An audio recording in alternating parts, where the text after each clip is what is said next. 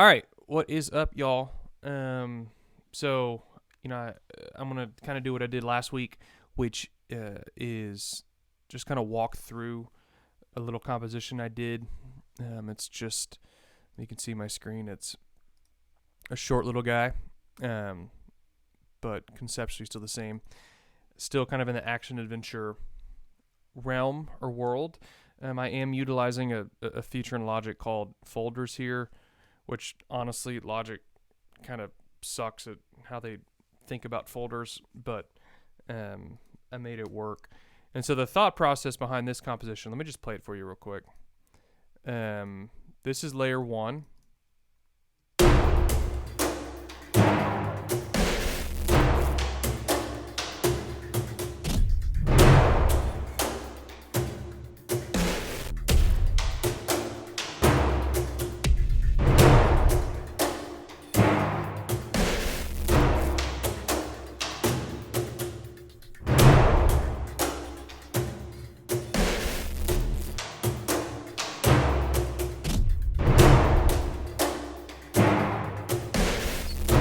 So this is layer 2.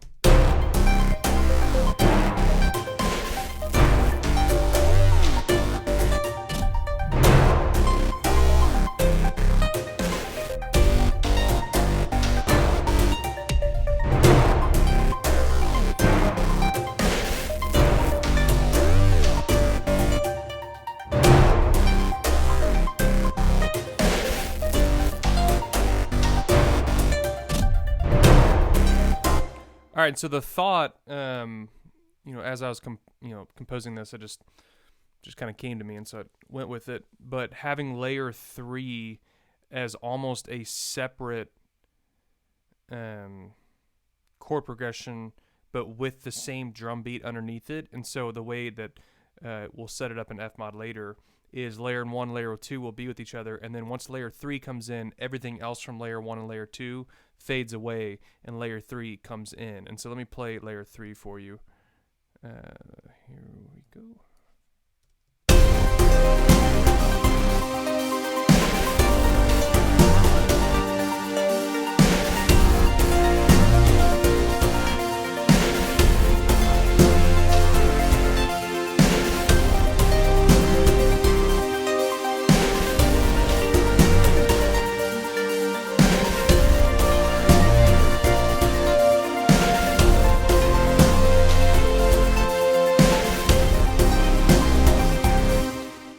And I'm calling this layer 3, but there's 2, 3, 4 layers inside of this. So it's basically layer 1, layer 2. Then once we get to layer 3, layer 1 and 2, layer 1 and layer 2 are gone, and we're at layer 3, 4, 5, and 6, and then those are building on top of each other.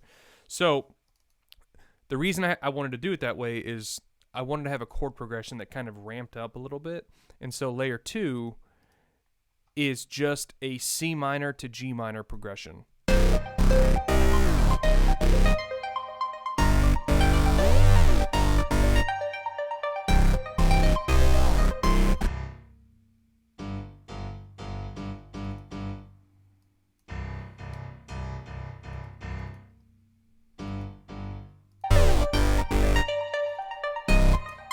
And then layer 3 is a C minor to G minor, then to B flat major, then to F major.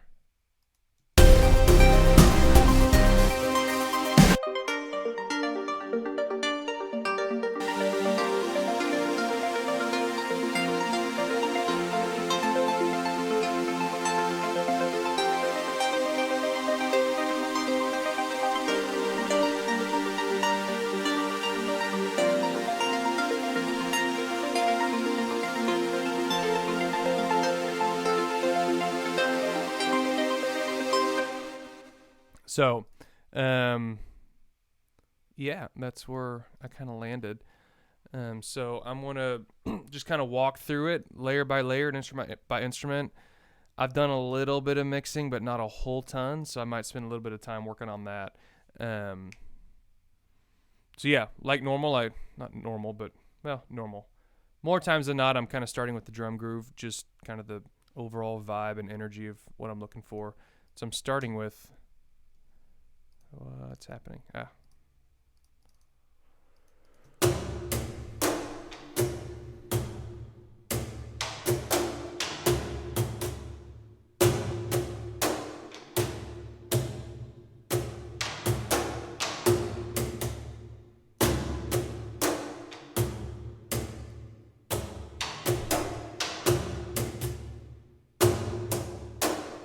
So a cool thing about this plugin, it's the same damage plugin I used in the last video, but you can actually set things on the stage. So I can take this C and I can actually push it farther back.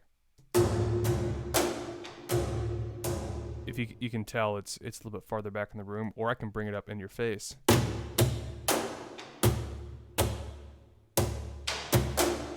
I don't like that, but that is the cool thing. I mean, I could send it over here, like back off to the left, which is super cool.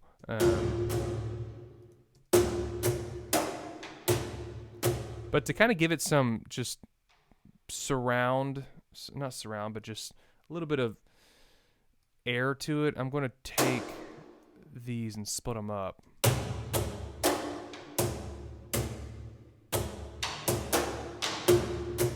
I almost kind of want to do it farther.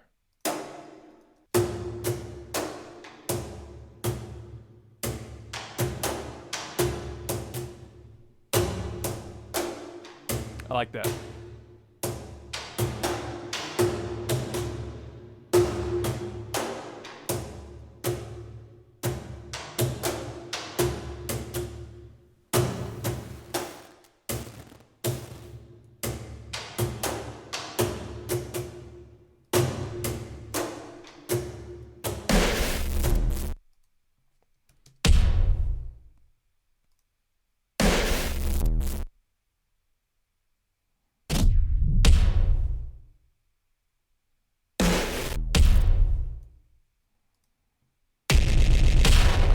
Oh.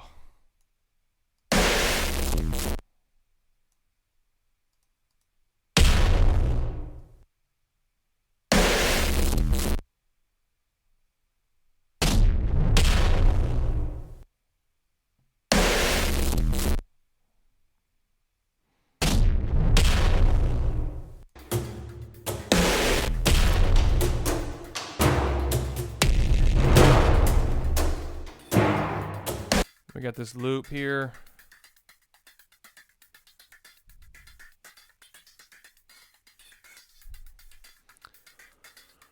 I've taken out some of this. I don't like that, so kind of took a little bit of it out, and then just took a little bit of that out. There's not really a lot there, but there's something, so I don't need it. And then I wanted timpani, so added timpani in here.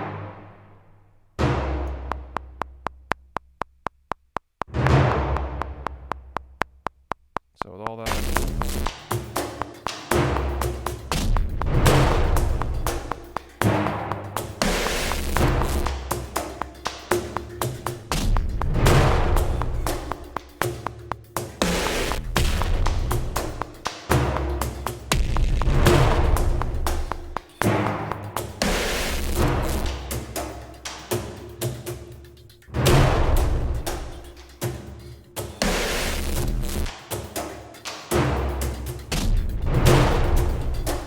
all right, so as far as EQing, I mean, I've added some reverb to... Oh, I didn't even add reverb to the glitch drums. Let's do that.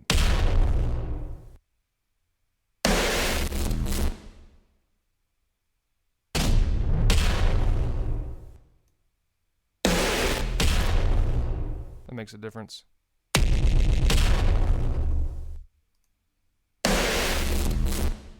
Yeah.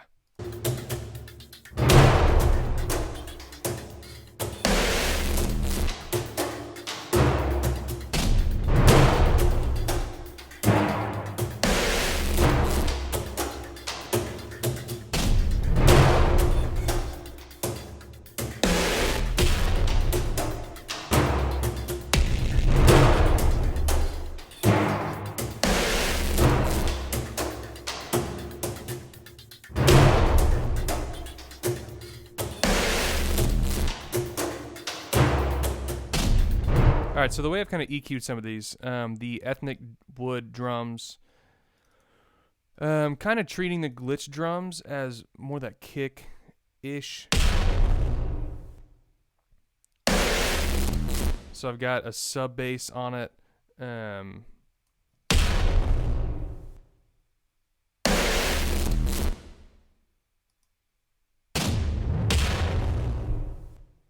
kind of helps.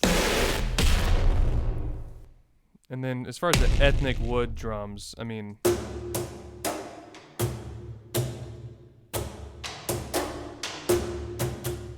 good rule of thumb is cut out low end until you can hear it affecting something. And so, I can see this stuff happening down here. You don't need it. And so that just helps clean up some of your mix. So done with the ethnic woods, glitch drums.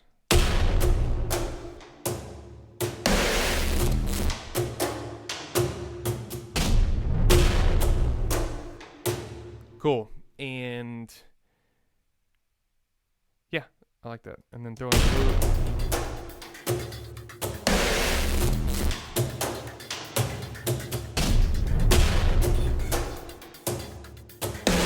Yeah, the loop is there just to add some high-end energy. If you take it away, you notice it's gone, but you don't necessarily hear it too well articulated.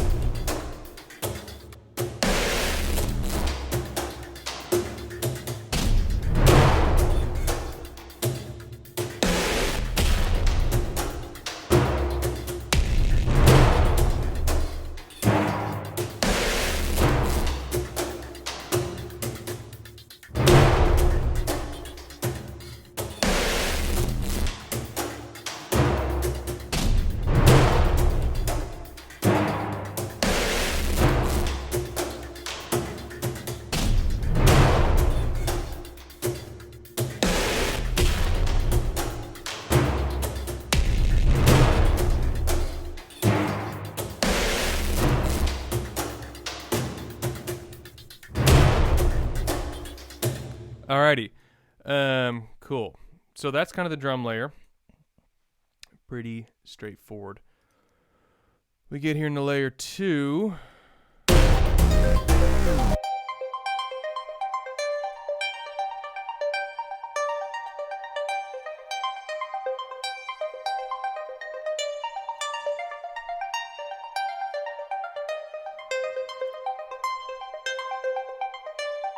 So I love that. I think I'm going to take that sound and do it in another just like personal composition stuff for Spotify because I love that sound.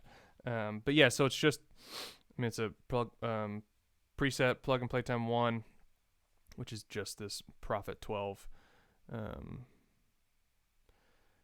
emulator. And I've put, initially it just comes out like this.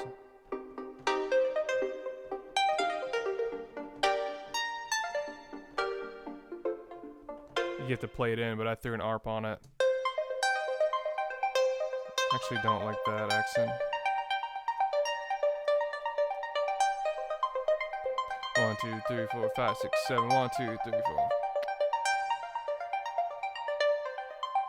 I liked having that break there. It just kind of felt like the top of every phrase, like just took a kind of a second to breathe. And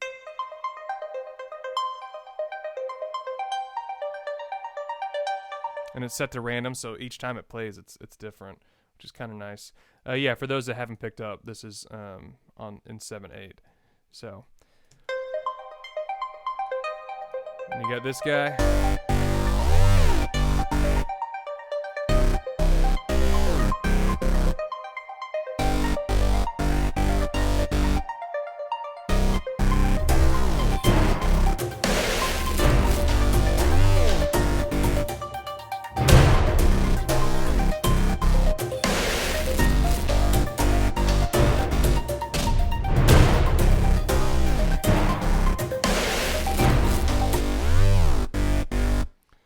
So this is pretty dirty. I don't know if I guess I like it.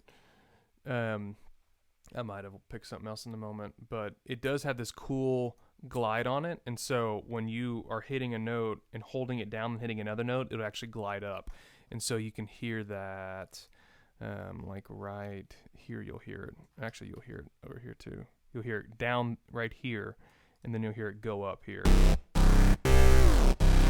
Then right here.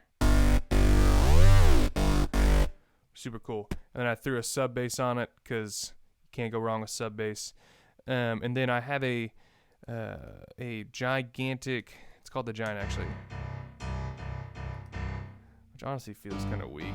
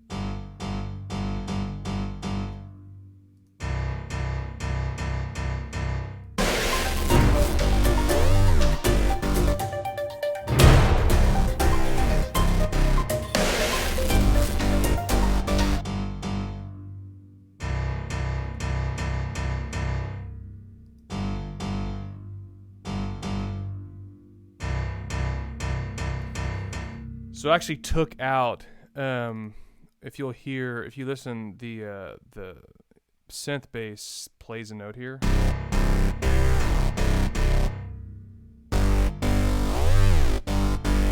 I took it out because it felt weird to hear. It sounded wrong actually when the other bass was gliding and the piano was just playing those notes. It felt almost like dissonance, like it was just a wrong note. And so I took that note out, and same over here, and it copied over. So that's kind of layer 1, layer 2, kind of straightforward actually.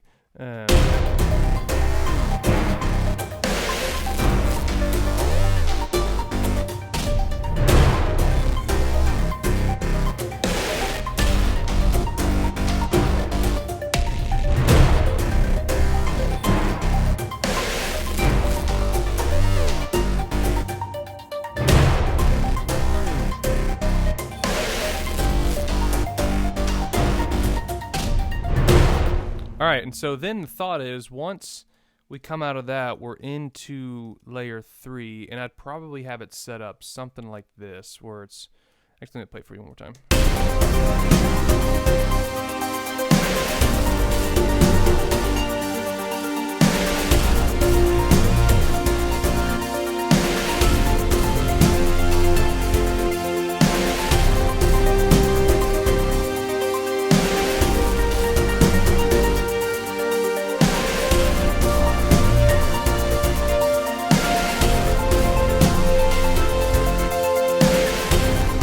I'd probably have it set up as like kicks.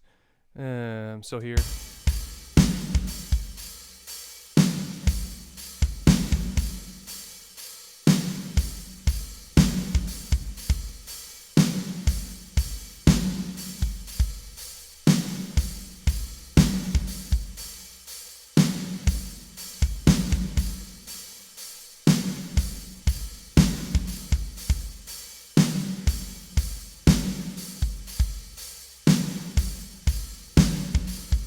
Actually, you know what I'm going to do here?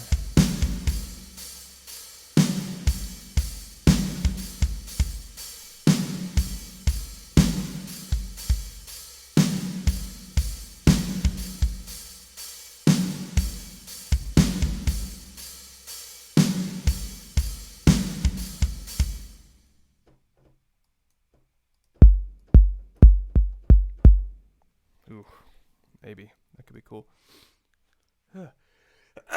Excuse me. Okay, so let's do that. Let me see how that sounds. I'm going to copy this down.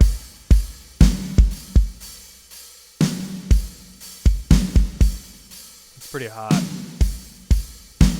I mean, 808 is just this world.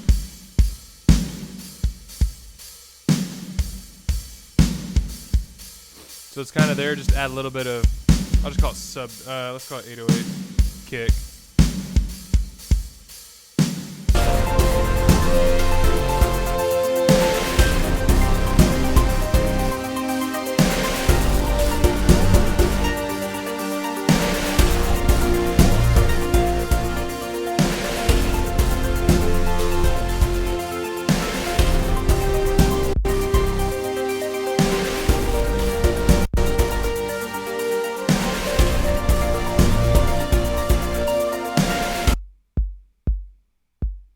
I think that helps a little bit.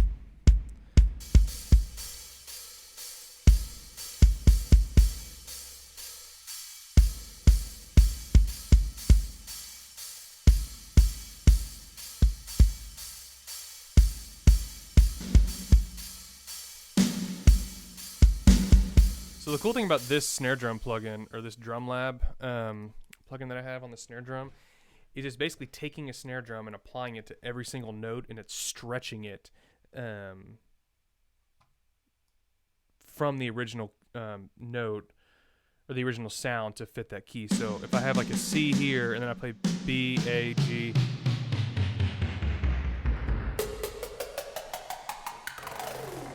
you can get some really cool sound. So I'm actually doing 2 notes, doing this and then this played together,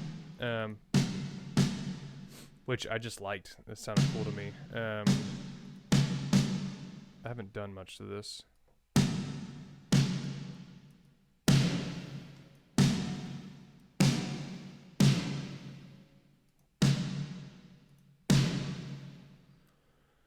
So one way to kind of fatten up a snare drum, one of my biggest complaints about a lot of music, there's a time and place to not have a fat snare drum, but sometimes it's like, man, this song needs a fat snare drum and it sounds weak and pathetic. And so one way you can do that, in addition to tons of things, but one way you can do that is messing with the transients. So if you think of an ADSR envelope, if you don't know what that is, go look it up. But basically, every sound starts off with an attack. So you think of a snare drum that has a very quick attack. You can actually extend that amount that the attack is at the top of that envelope by extending this, or extending the release. Wait, how does this set up? Oh, I'm sorry. This is set up differently. So this is just amplifying the level of the attack. Got it. Okay, so I'm thinking of a different plugin. Forgive me, guys. Sorry. Hold on. I think I still have this one. Transient Master. Yeah. This is, I think, what I was thinking of. Which is kind of the same thing. Okay. Let's just do it in here.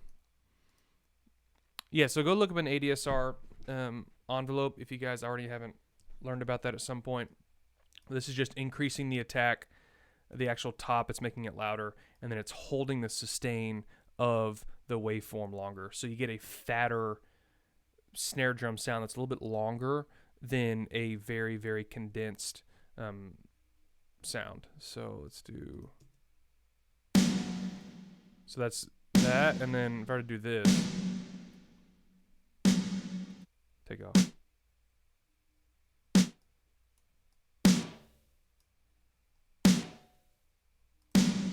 So you're just getting a little bit more kind of body to it. There might be a time and a place for this, and then, you know, I'm scaling off the reverb a little bit. That's kind of a pretty cool sound, actually. But for the sake of this gigantic piece, let's just do it this way.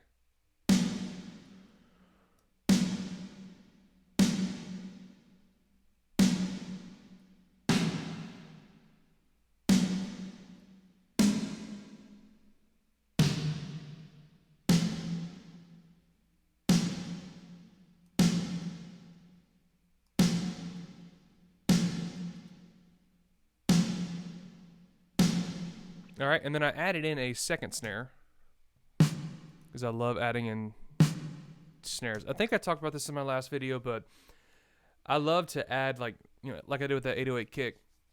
I love to have multiple snares going on because there might be a snare sound like this one where it's like, okay, this is like full to me. It feels full, got some top end crisp to it, but I'm missing some low end body. And instead of trying to boost EQ, I kind of attempted it, but instead of just cranking the EQ up in an area on the EQ spectrum I'm missing, I might just add in a second snare drum. And so here, this guy in Battery, which is my favorite drum plugin, I just pulled up a snare, just kind of went through until I found one. Oh. So it just has a very punchy kind of low end to it, which I liked. And so I'm just layering that in with. So it's not negligible difference, but it's noticeable. So I could probably...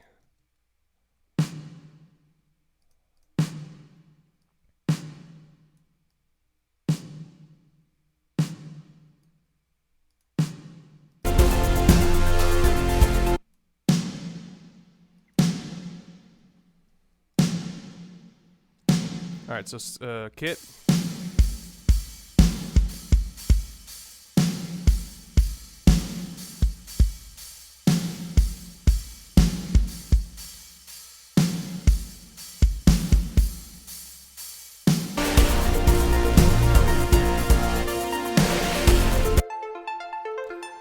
All right, so this is a copy and paste from the other plugin. Actually, the way Logic treats it, again, Logic is terrible when it comes to folders. If you want to live in folder world, either wrap your head around how Logic treats folders or just go use a different, like Cubase. Their folder system makes so much, I'm about to go on a rant. Cubase, their folder system makes so much sense. You can just create a folder and then put things inside the folder. And it's that simple. And Logic just, okay, so that's Energy Plunk 1. I think it's actually called Pluck. I don't know why I called it Plunk. Yeah, whatever. So that's one layer. And then I added in, it's literally the MIDI information down an octave, but because the arpeggiator is set to random, it's playing different notes at the same time, which kind of has a cool feel. It almost reminds me of like Tron, the Daft Punk soundtrack, if you were to go and listen to it. Actually, let's do that. Hold on. Tron, yes. Let's see here.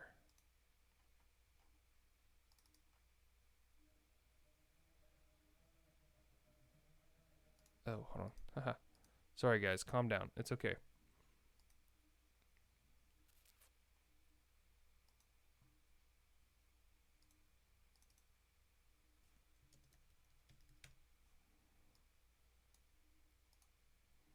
Oh, that's not going to work. So here's how I just another thing. How I All right, y'all should be getting that. Let's see here.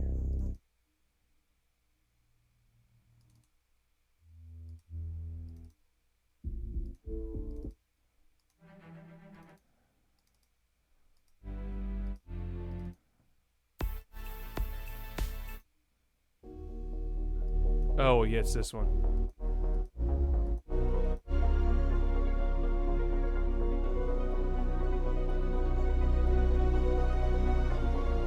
It's not that one. Hold on, guys. I can sense y'all's impatience. It's not that one. A digital. Ah, this was a...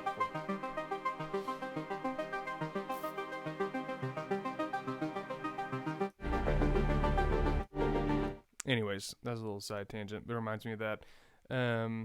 Yeah, the software that I pulled up. Recording videos with DAWs and Fmod and music and stuff is kind of complicated. So I have to use this software called Loopback to create a routing system that goes on the same output channels that I can then set up to record that output channel in another DAW. So it's kind of complicated. But yeah, so we have these two energy plucks.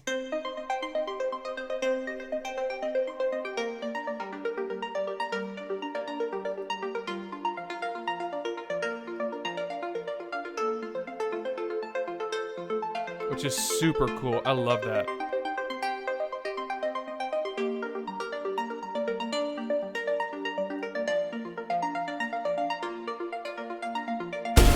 What I forgot, I left these drums in with this drum layer, so.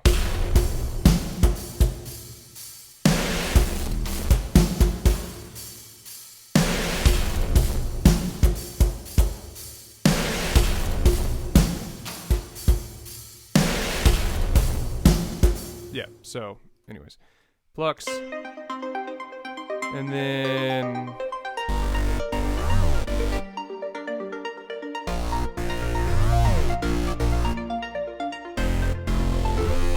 here's an example of what I was doing earlier. So that doesn't sound good to me. So take that out. That's more excusable.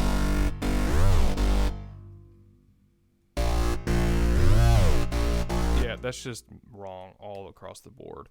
So I'm taking out these octaves because the piano doesn't glide up. And so the beginning of the glide, or the beginning of the note in this bass track, is actually not on the note yet. And so you actually got two notes playing at the same time because one of them's gliding up to it and the piano is just hitting the note square on. And this just sounds wrong to me, so I'm taking it out. And once everything's in, you're not going to hear that.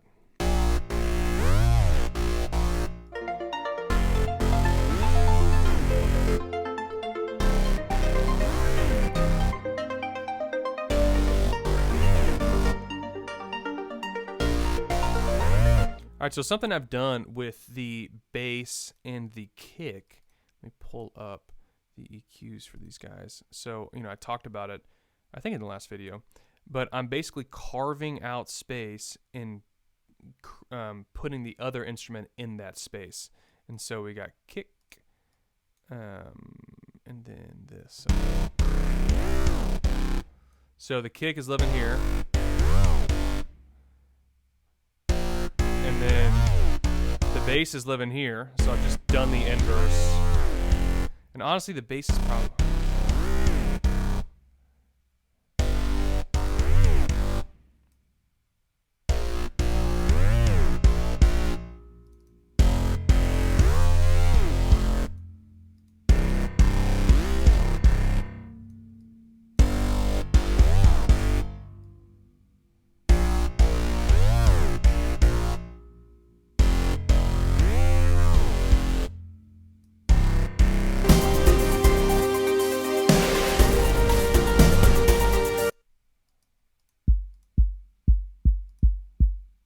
Yeah, okay, I kind of like that.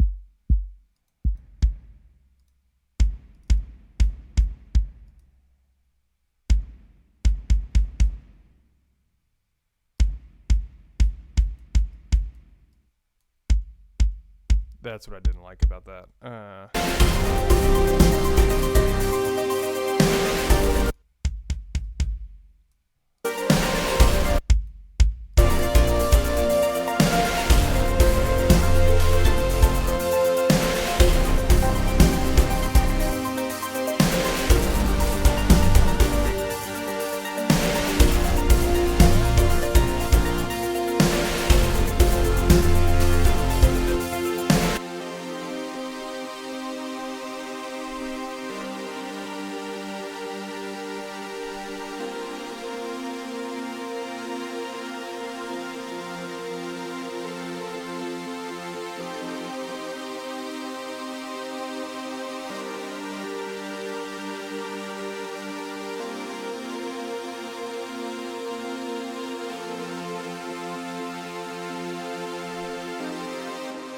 All right, so this plugin is an emulator of the old Juno 60, which, they're freaking just rad. I mean, this is like, if I could get my hands on one of these, oh baby.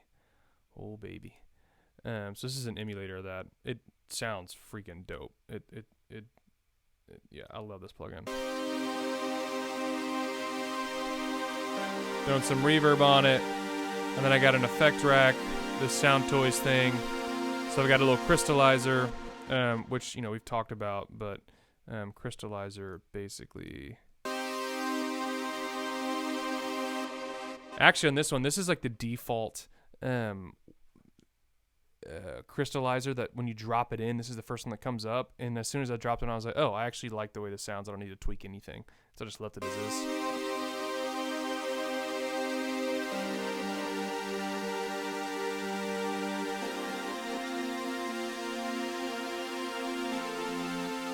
And really, what it's doing is it's treating itself like a chorus plugin in a sense, where a chorus plugin, if you've never used one before, where are we? Chorus here. So a chorus plugin basically detunes certain frequencies of either all the frequencies or some, depending on how you have it set up. But it detunes portions of the pad, so it kind of gives it a fatter sound.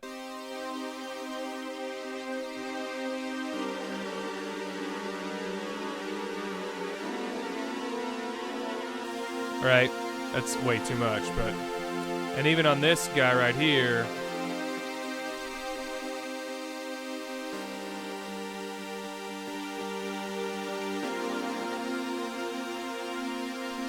so this in a sense is kind of acting like a chorus because it's detuning so it delays an eighth. If you listen to it, you'll hear that eighth kind of come in, and then it's offsetting that pitch by 13 cents, which is enough to hear it out of tune, but not enough to bother you. It really just more so fattens up the sound, which, the best example of a chorus is a violin section or a string section. So the reason that violin sections sound so big is because every single person is playing slightly out of tune compared to the person next to them. If everyone played in tune, you would just have this one sounding violin that sounded 30 times. Instead, because you have 30, 50 violin players that are playing slightly out of tune with each other, you get this fat sound. And that, in a sense, is kind of what a chorus is you're detuning the certain elements of the patch, and so it just sounds a little bit fatter, just a little bit wider. This is a huge, like 80s music, chorus for days. A lot of guys mixing now will use chorus to some degree, like on a vocal. You can throw a chorus on and it fattens it up, and you can mix it in a way where you can't really even hear the chorus, but you can just hear it like fatter. So yeah, chorus is a good tool to utilize, just making things a little bit bigger. And then I'm adding a distortion on this guy, so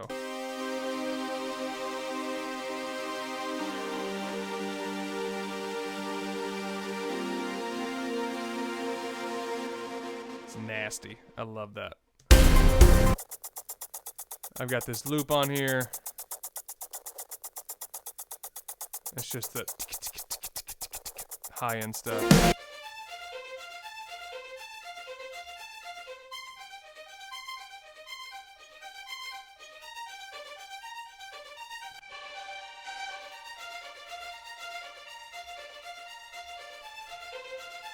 Ugh. I'm not a huge fan. There's some MIDI editing that I can do in here. I don't think you're gonna be able to hear it when everything's in, but it's kind of driving me crazy. Like these guys.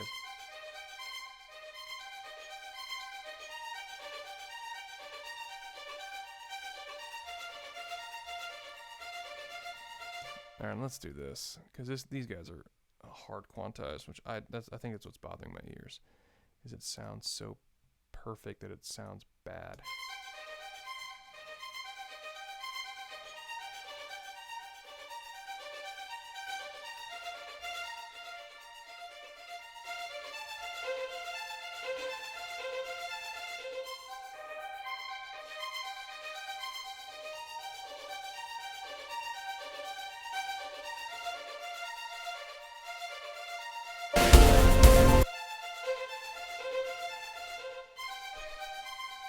I know that part of a string sound is that kind of low.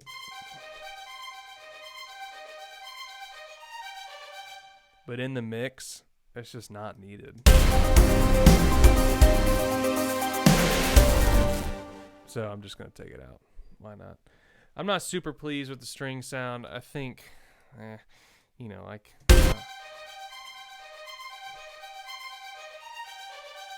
It sounds better after I humanize it a little bit. But I can see some of my string friends just wanting to beat me over the head with that because it doesn't sound great. And then the big fat melody, because anytime you need a fat melody, you just have the French horns do it.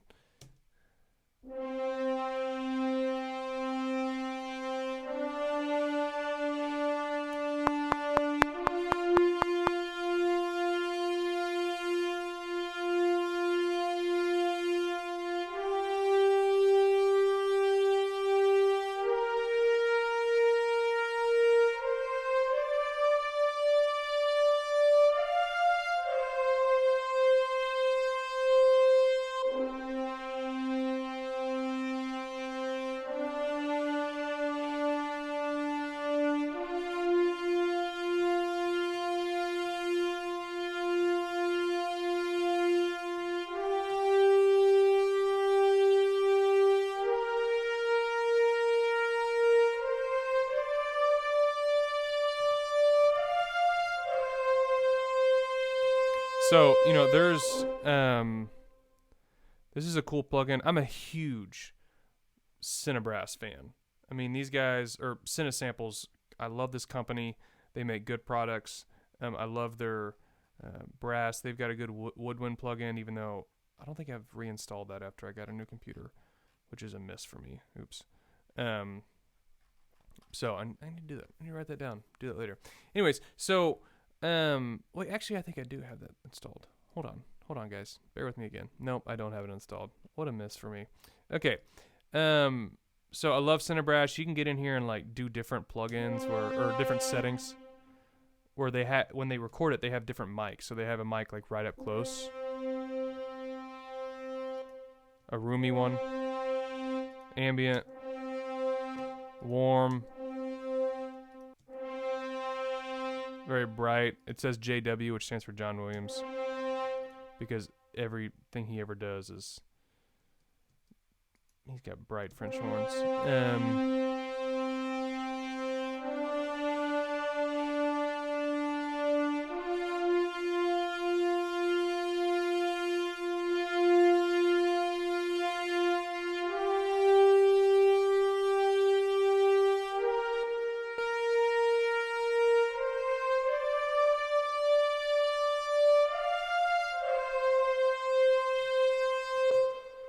So yeah, I haven't EQ'd that at all. I mean,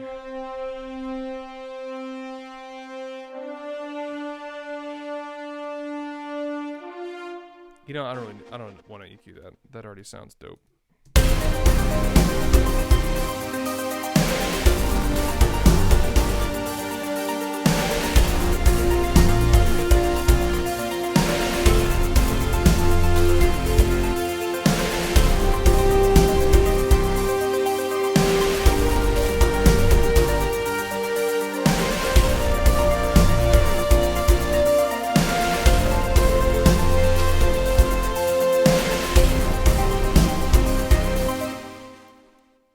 That sounds sick, I think. Yeah, I feel good about that. So this is like we're in layer 3, and then I'd probably break it out where we had, this would be like layer 4. And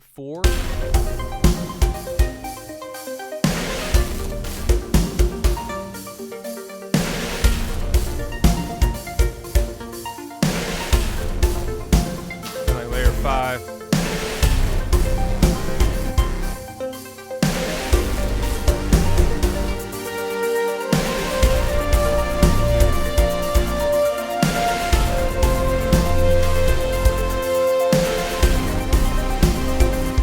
Cool. I already bounced these out to Fmod last night, and so some of the things I added in, like that second kick and second snare, and some of the EQing I did is not going to be in the Fmod mix, but that is neither here nor there. So let's close that, and then let me open up Fmod. Hello, where are you? Here you go. Open project. We'll open the one we did yesterday. New event. So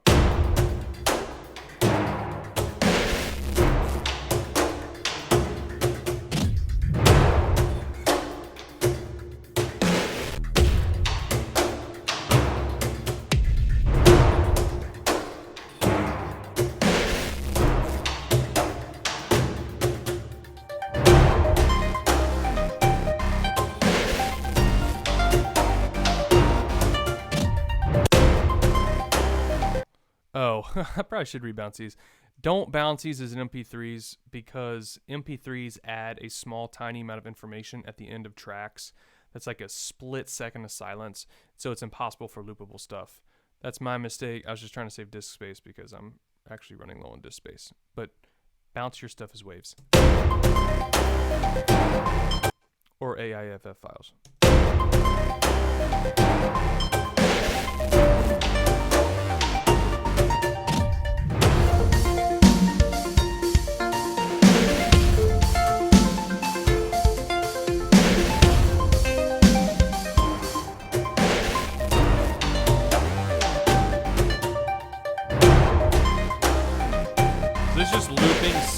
C minor to G minor over and over again.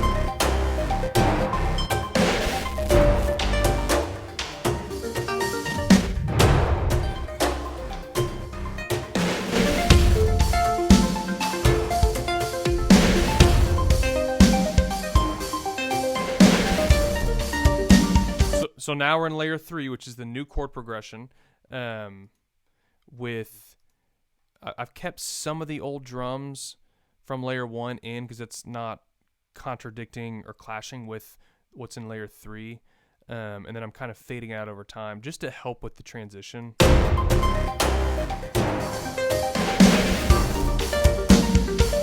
It's a little sloppy, but it's fine.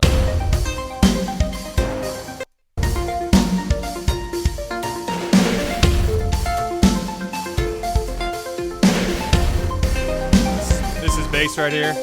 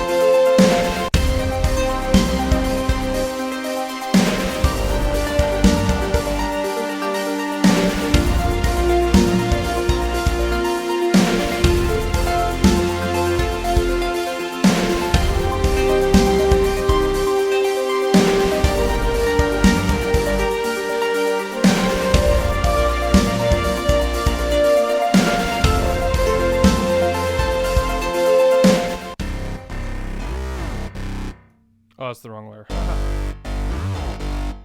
want...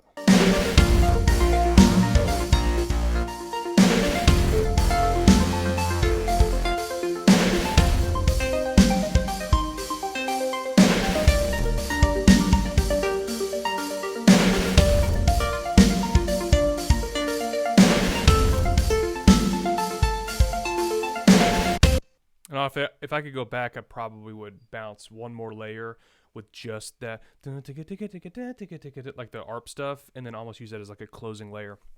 So yeah, that is that composition. Again, I said in the last video, I could spend, 10 more hours tweaking some of this stuff, but just for the sake of this,